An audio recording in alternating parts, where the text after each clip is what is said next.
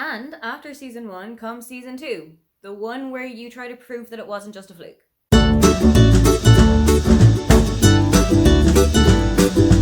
Hi, welcome, come on in. My name is Aoife and today I am taking you through Friends picking my TBR for February. I created this TBR game over 2024 and I debuted it last month, where 5 random episodes of Friends all decided what the 5 books that I was going to read in January were.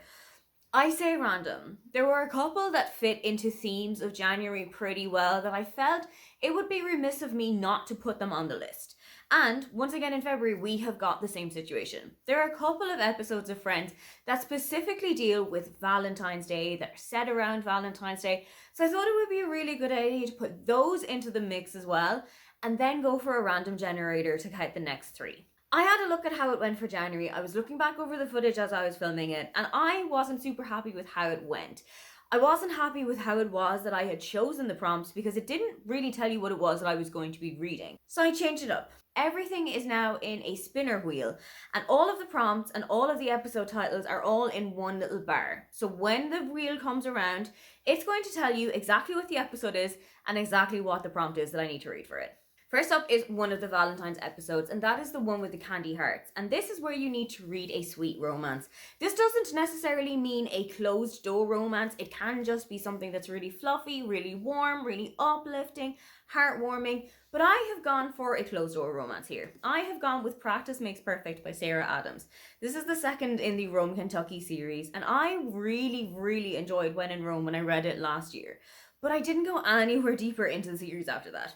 Now that Beg, Borrow or Steal has come out in the middle of January, that is really my spur along to actually get reading the books. Practice Makes Perfect is about Annie, who is a florist working in a flower shop in Kentucky, but she's kind of disappointed with how her love life is going. Everything seems to be really falling apart, and any date that she's been on, there's no spark between her and the guy.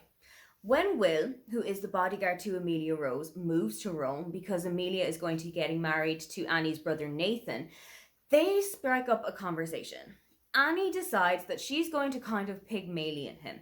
They're going to teach each other how to date, but naturally, when they start to date one another and they start to try out their techniques on one another, they start to really fall for one another. I really love this trope. I didn't realize that it was something that I really enjoyed, but that kind of a Pygmalion, I'm going to teach you how to be the perfect partner, but suddenly you're the perfect partner for me, is one of my favorite things to read.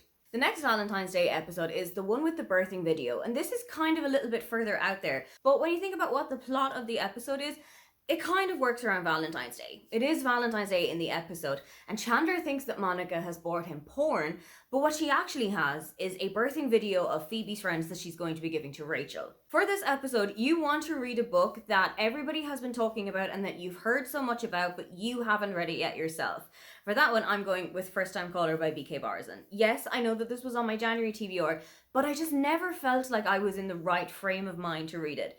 Everything that I had been reading in January was kind of just plodding along, and I feel like if I had picked up one of my most anticipated books of the year, and that just plodded along too, I probably would have hurled myself off a cliff. First Time Caller is going to be the first in a trilogy where B.K. Barson is reimagining Nora Ephron's massively successful rom-coms.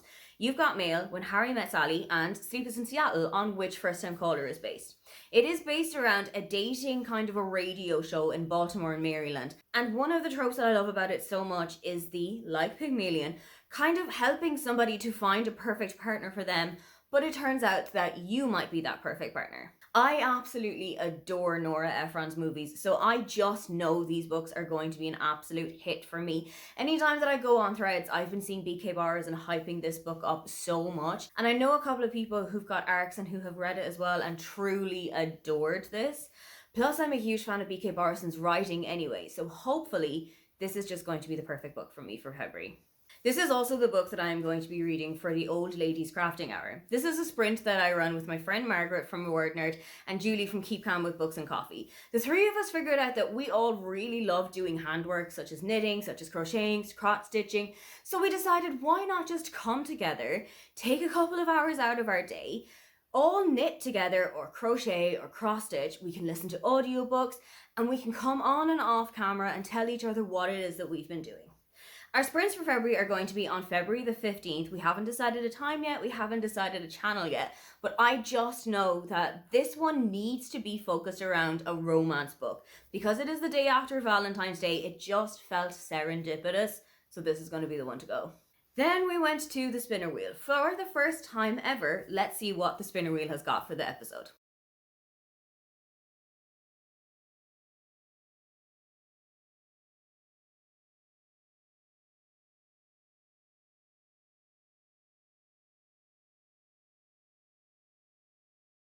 Random episode 1 was the one with Rachel's book where you need to read a steamy romance. This is exactly the opposite of the one with the candy hearts, and I feel like it's the perfect prompt to have come up in February.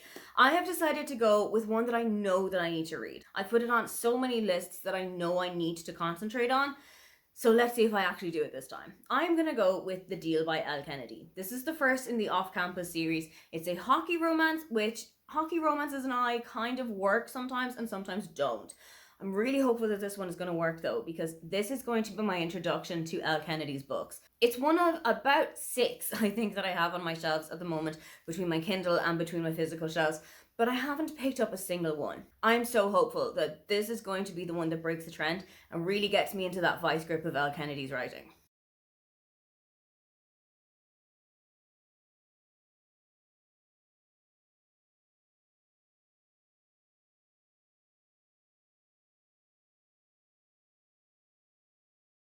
Next up is the one where Ross meets Elizabeth's dad, and in this you need to read a book where a character needs to prove themselves.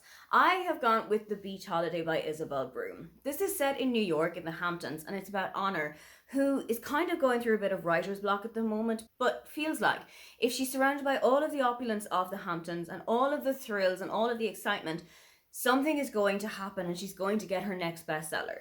I love Isabel's writing because it really transports you the whole way across the world, even if you are just sitting on your couch. And that is exactly the kind of vibes that I needed. I feel like I haven't been on a holiday in such a long time that going on holiday through the pages of a book is probably a great way to get that kind of wanderlust started in me. This is also going to work for Buzzwordathon for February, which is water-related words.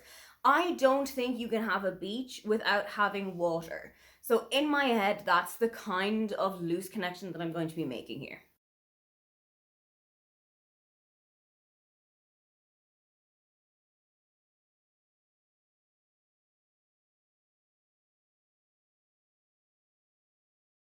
Finally, another pretty well-themed one is the one with all the wedding dresses, where you need to read a book that has a white cover. I have kind of strayed out of the February norm though. I am not putting another romance on my list. I'm going for a thriller. This is The Boyfriend by Frida McFadden. I got this as a Christmas present just 2 months ago, and I'm hoping that that's going to be a really quick turnover to get it off my TBR.